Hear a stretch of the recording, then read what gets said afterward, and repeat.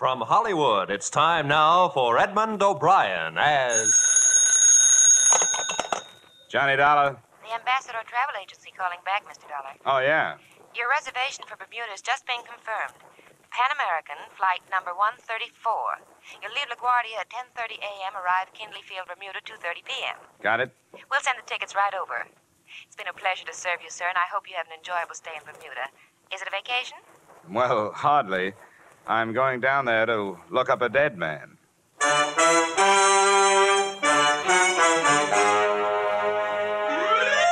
Edmond O'Brien in another transcribed adventure of the man with the action-packed expense account. America's fabulous freelance insurance investigator. Yours truly, Johnny Dollar.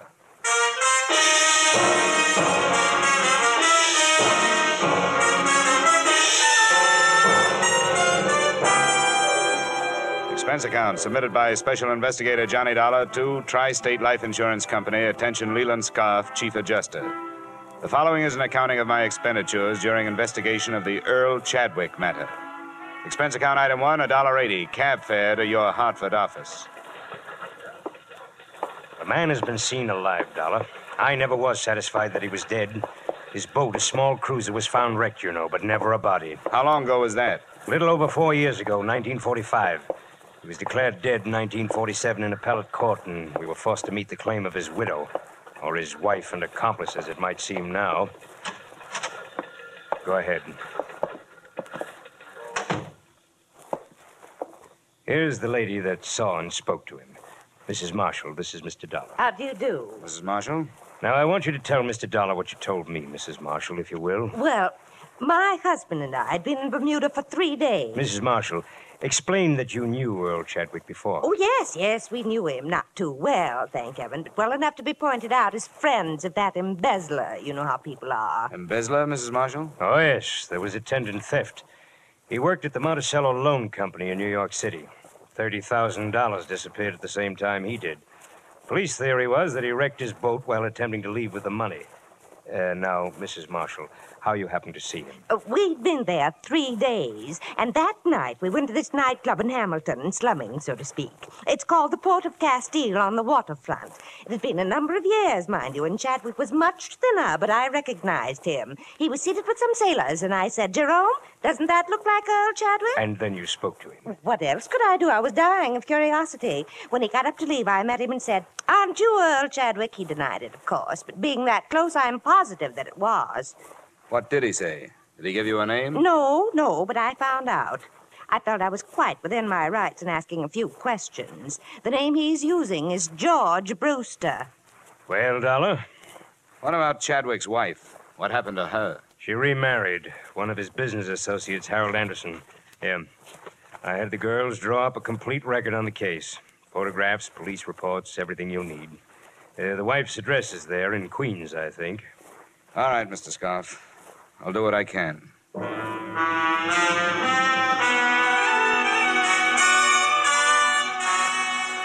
Expense account item 2, $250 plane ticket and miscellaneous expenses between Hartford and Bermuda. I drew an aisle seat and one of the worst hazards of air travel or any other kind of travel. I'll tell you something. It pays to study these places before you go to them. I've been out there before. Nothing teaches like experience. But before my first trip, I knew more about Bermuda than lots of the folks that live there, see? Well, that's very interesting. Yeah, yes, sir. Quite a history. Spoiled now, though. People aren't worth anything anymore. You know what spoiled them? Tourists. Yeah, took away all their ambition. Turned them into a bunch of lazy beggars and horse traders. Don't farm anymore. Don't do anything but work the tourists. Now, I don't want to be a wet blanket, you understand? Oh, yeah. But keep an eye on your wallet. They'll strip you if you give them a chance. My business is farm tools. What's yours?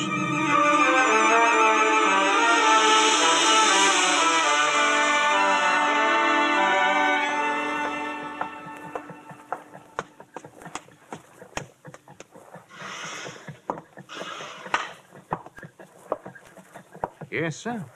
My name is Dollar. Here's my credentials. I'd like to see the chief constable. Yes, sir. Yes? Mr. Dollar to see you, sir, an insurance investigator from the States. Yes, of course. Send him in. Right, sir. That door, Mr. Dollar. Thank you. Pleasure, Mr. Dollar. Your company cabled that you were coming. Sit down. Thank you. Well, now, you're here to look into the affairs of one George Brewster. What's he been up to? I'm not sure he's been up to anything yet. According to a witness, he answers the description of a man who disappeared from New York a few years ago with $30,000. He was declared dead, and the company that hired me paid off an $80,000 insurance claim to his wife. I see. Quite a valuable chap. Yeah, if he is the chap. What about this Brewster? Do you people know him? We acquainted ourselves with him after the cable arrived. Nothing against him. Lives a rather rum life. Doesn't seem to have much. Are his papers in order? Passport? Visas? I trust that he wouldn't be here if they were not. Like any other paradise, Mr. Dollar, Bermuda is forced to accept the existence of a certain percentage of misplaced or lost persons on its outskirts. That's what they are. They? Here's the address. Thank you. At the lower end of King George Road. Do you wish transportation? No, don't bother. The walk will do me good.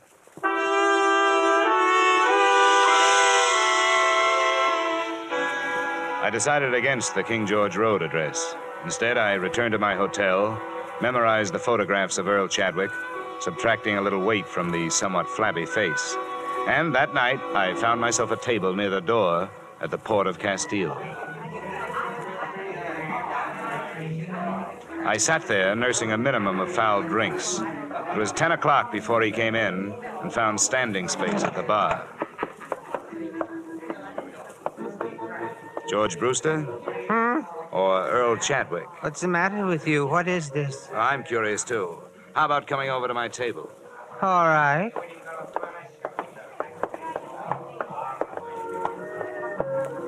You act like a cop. Just 50% cop, no badge. I'm working for Tri-State Life Insurance Company. What does that mean? They insured a man and paid off to his wife. Now they are unsure he's dead.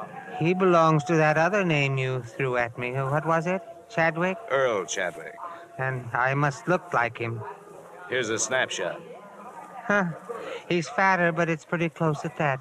You know, about a week ago, some crazy old dame I never saw before called me some other name. It might have been Chadwick.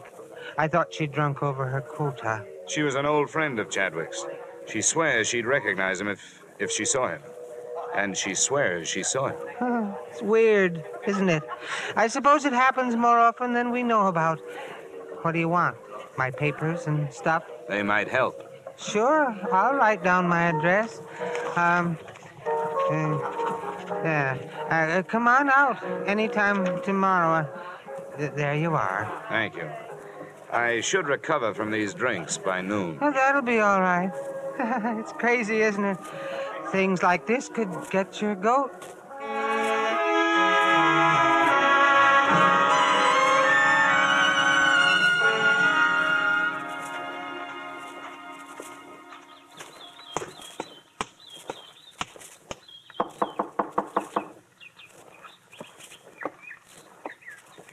You the guy George was talking about last night? Probably.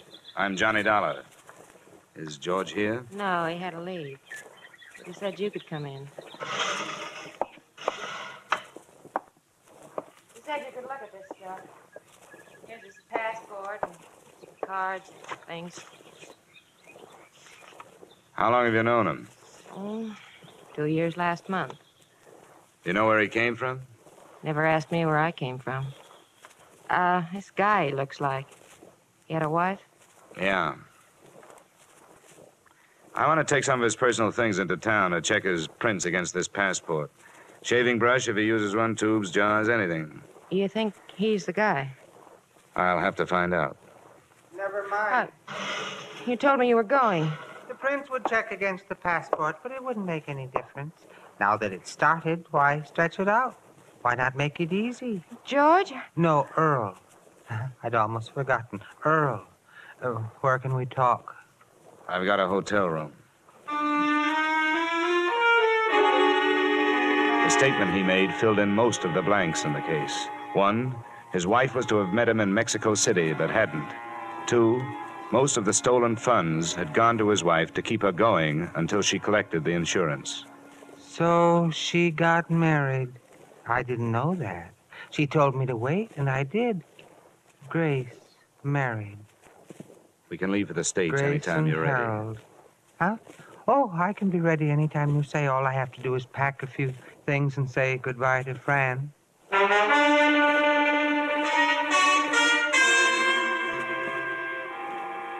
Expense account item 3, space for 2 on New York-bound plane. Chadwick was a hard man to figure out, but one thing I did realize. Now that he'd started, he was almost happy to be going back to the people he'd left.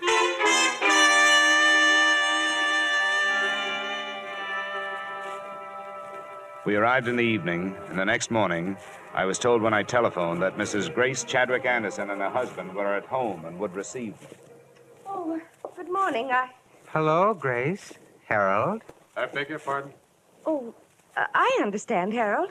This must be the man that Mrs. Marshall phoned about. You know, the one in Bermuda. Oh, come now, Grace. That's no good. Who are you, anyway? Mr. Dollar, for what purpose did you and this man come here? I brought him here so you could identify him as your missing husband. That's idiotic. There is the faintest resemblance, yes, but that's all. What do you have in mind, Mr. Dollar? Now, no crude extortion attempt like this will get you anything but arrest. I knew Earl Chadwick, and I'll swear under oath that this man is not he. I should think you would, Harold. Who are you, and where did you learn my name? Get him out of here. Why? Why not talk over old times, Grace? Wait a minute. All right, Mrs. Anderson, Mr. Anderson. I'm sorry I've taken up your time. Come on. Dollar, what's the matter? You too? Come on. I'm sorry, dear. I know it's been unpleasant for you. Who do you think I am? I ask you, who do you think I am? That doesn't count. You're legally dead. What about your parents? They're dead. But I have friends or people that knew me. They're no good. If your wife won't identify you, they're no good. You worked for a loan company. They must have your prints. I took them from the files and destroyed them when I left. How are your teeth? What? Teeth. Who was your dentist here in town? Dr. Field. It's been so long. Dr. Homer Field. Drake, Professional Building, Manhattan.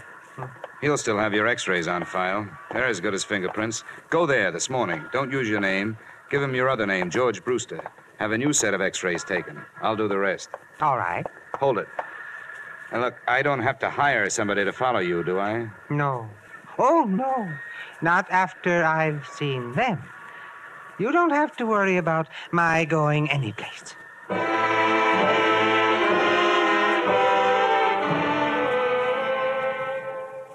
Expense account item 4, $25 services of a private detective. Assignment, tailing Earl Chadwick and/or George Brewster. At 1 o'clock, he had left the dentist's office and gone to his hotel room. At 3, he was still there. And at 4:30, I arrived in the office of Dr. Homer Field. Brewster? Oh, yes. His x-rays have come through. They're on the clamps. Don't touch them, please. What is your interest? Police identification. Oh, yes. Well, always happy to cooperate. Thank you. Now, how about digging in your files for the x-rays on a patient named Chadwick? Earl Chadwick. Yes, I'd be glad to. Let's see. Chadwick. Earl M. Chadwick, is that your man? That's the name. Ah, well, 1945. Ooh, he should have been in for hygiene. Those pictures, how do they compare with this new set? Brewster. Well, let's have a look. There's malocclusion, lower bicuspid, impacted third molar. Erosion inlay, very interesting. You mean they're the same in both sets of pictures? Oh, no, definitely not. Oh. But a man's mouth could change since 1945, couldn't it? Oh, yes, it could, especially with neglect, but that would never cause a man to grow new teeth. Now, you see here, Brewster has one more incisor than Chadwick. The whole character of the mouth is different, I see, here. Yeah. I see. It's different, all right. Definitely. These two men would not look even faintly alike.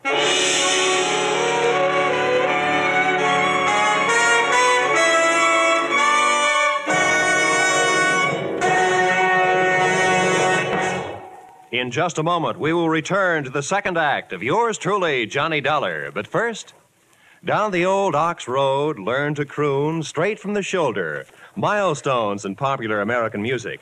Milestones in the career of one of America's favorite troubadours, Bing Crosby.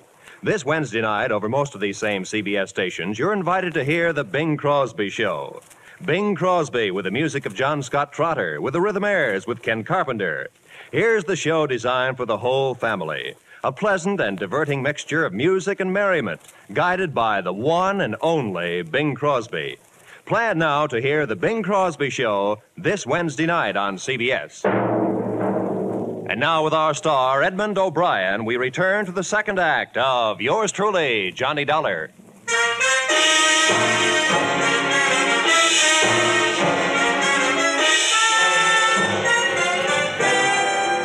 Look, Dr. Field, these x-rays labeled Earl Chadwick.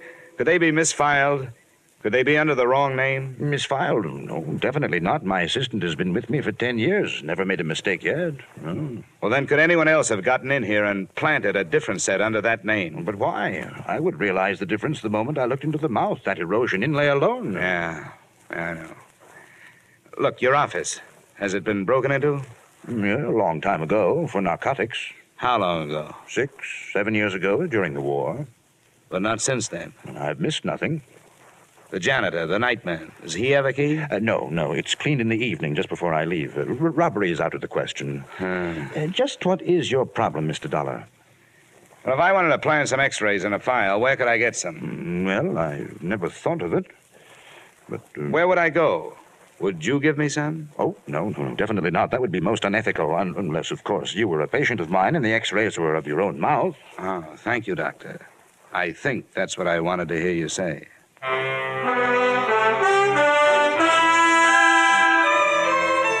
Before dark, I made 2 more stops, searching for something to help me prove that Earl Chadwick was alive, if he was. The Hall of Records had nothing but a couple of certificates on him. One recorded his birth, the other recorded his death. I checked the wanted file at police headquarters.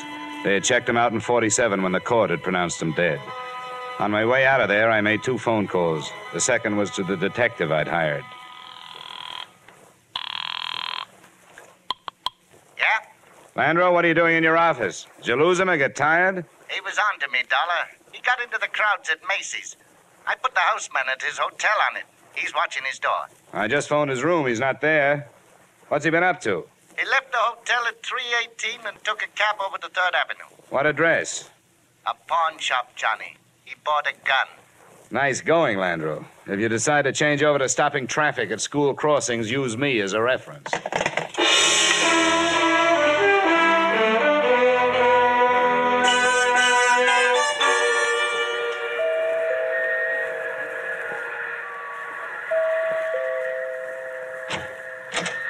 Where's your husband, Miss Anderson? He's here, but he Come doesn't... on, I want to talk to you both. You have no right to barging... Where is he? What is it, Grace? Oh, it's you again. That's He right. forced his way into the house. Make him get out, Harold. I will if I have to. Now, look here. I don't know what that imposter has told you, and I don't care. If you choose to believe his lies, that's your business. And a sorry business it is. But I will not allow my wife and my home to be upset by his schemes any longer. Are you through? No, not quite. It's obvious to us, if it's not to you, that this man learned of the unexplained details surrounding Earl's death and is attempting to use this vague resemblance to his advantage. Now, extortionists land in prison, Mr. Dollar. And the only reason I haven't turned to the police before this is that we want to escape the notoriety of having past tragedies lived again. He bought a gun this afternoon. That makes him look like the double-crossed husband, doesn't it? The man's a maniac. I'm going to ask for police protection. Where is he? Who? This man. Do you know where he is? When I found out he bought a gun, I was afraid he was coming here to use it. Harold, I can't believe this is happening. Now, Grace, please. Why would he harm us? He doesn't know us, and we don't know him. He bought the gun to convince you, Dollar. He knows a lot about you, Anderson. He knows you were Chadwick's immediate superior in the loan company before he disappeared. Harold, it couldn't be, could it? Grace. It's been a long time. Maybe some disease could change a person that much. But he would have contacted Grace, me. Earl is dead. How did this man learn so much about us? As far as I can see, he's made only one mistake. The size of the theft. He says he stole 10,000. According to the record, 30,000 was missing. Of course, it's possible that it isn't a mistake. That somebody in the firm who knew what his plan was picked up the odd 20,000 and put it on Chadwick's account. Mr. Dollar, I have one thing to say to you before you leave. Earl Chadwick is dead. You're so right. And that's what troubles me. A legally dead man running around loose with a gun makes an interesting situation. Did you ever think of that? Who would the police look for? I'm going to my hotel in case you want to phone in your answer.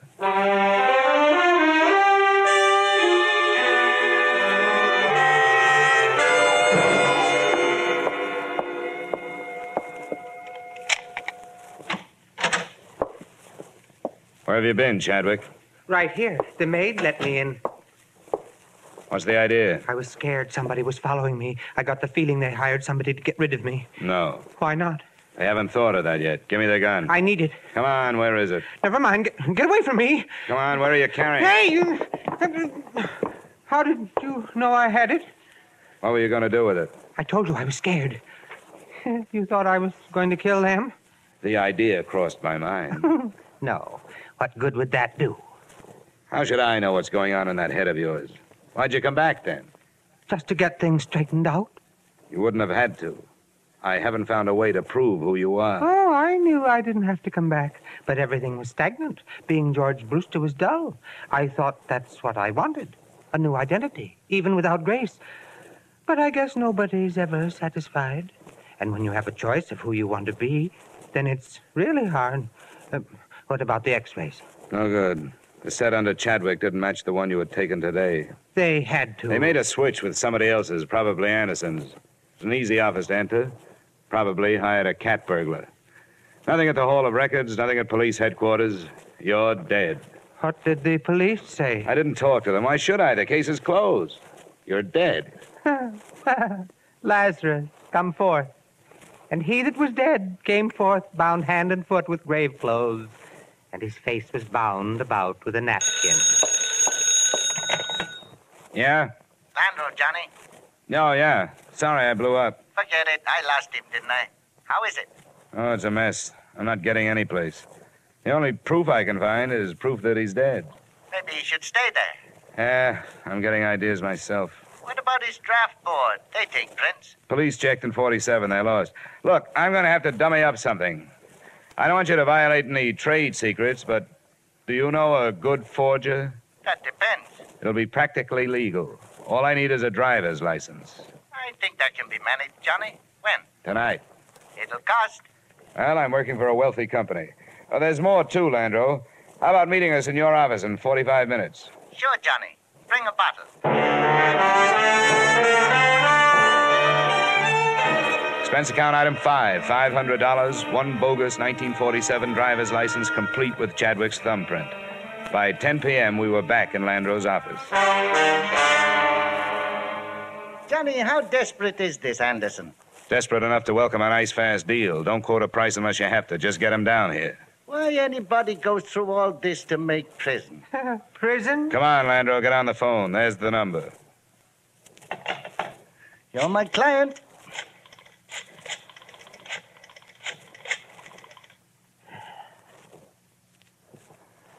Mr. Harold Anderson? I'll be blunt. This is blackmail. I'm calling in the interests of Earl Chadwick. No, he isn't. He's alive. But I do have proof. A driver's license he took out just before he disappeared, as a sort of a double check on the past. You'll believe it when you see it. It's for sale. He doesn't want to go to prison any more than you do, but he needs money. I said you'd believe it when you saw it. I think it'll be worth a trip over here. We'll talk price then. We meet here. Number 465 Tide Building, 7th Avenue. It's no bluff. Nobody knows about it. I'll be alone. He doesn't believe it. When'll he be here? He said 45 minutes. Good. Now, don't make the price too high. Set up a meeting with him tomorrow, and we'll have the police here. Well, step forth, Lazarus. Empty the ashtrays, Landro. Looks like 3 men have been here. He arrived at 11:30. Chadwick and I, in an adjoining room with the door cracked, watched his wary entrance. Who are you? The name is on the door. Landro. You work under a license issued by the state of New York. Sometimes, but the license isn't important tonight. You won't make any trouble. Sit down. Well, Landro? Here it is. Just look. Name, a serial number, a date, a signature, and a thumbprint. Where is he? He'll phone me in the morning. Well, where's the man from the insurance company? Looking for Chadwick. He doesn't know about this yet. Why? Why has he waited this long? He didn't know everything that had happened. You and his wife. The money you made on it. What's the price? Well, as he put it to me, it ought to be figured from the 20 grand you took and the advance you've made in the company the last few years. How much? He'd like to start at 15,000. It would take a while. 5,000 tomorrow, say around noon. The other 10 within a week. That's when you get the license. Well, it would have to be later than noon tomorrow, but I brought 1,500 with me. That's a deal. All right. I'll give it to you. Hey, watch it. Don't do it. Anderson. Wait, Dollar! Landro, down. Landro. I'm all right. Chadwick. Chadwick. Chadwick. Pulse. Pull his collar down. Nothing? Nothing.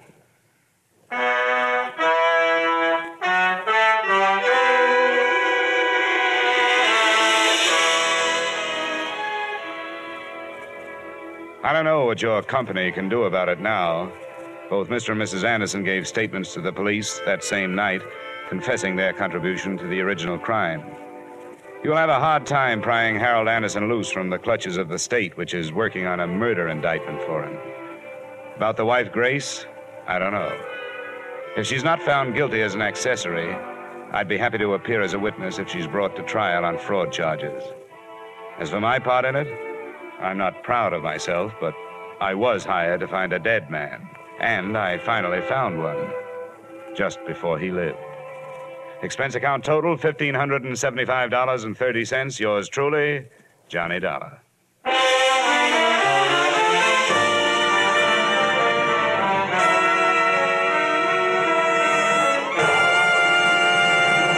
Yours truly, Johnny Dollar, stars Edmond O'Brien in the title role and is written by Gil Dowd and David Ellis, with music composed and conducted by Leith Stevens. Edmond O'Brien can soon be seen starring in the Columbia Pictures production, The Los Angeles Story. Featured in tonight's cast were Lillian Baeff, Walter Burke, Virginia Gregg, John Boehner, Ben Wright, Tudor Owen, and Ted Osborne. Yours truly, Johnny Dollar, is produced and directed by Jaime Del Valle. Join us again next week at this same time when, from Hollywood, Edmond O'Brien returns in another transcribed adventure of Yours truly, Johnny Dollar.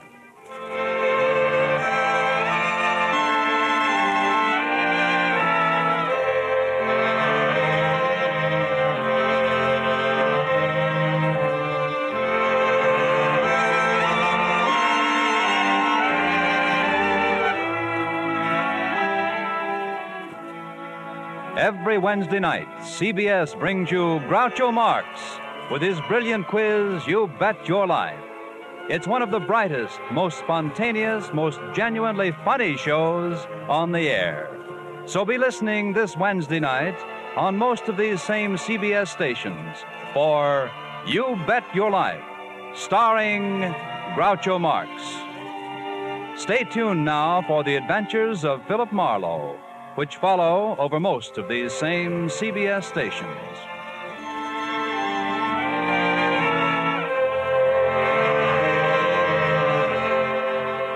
This is CBS, the Columbia Broadcasting System.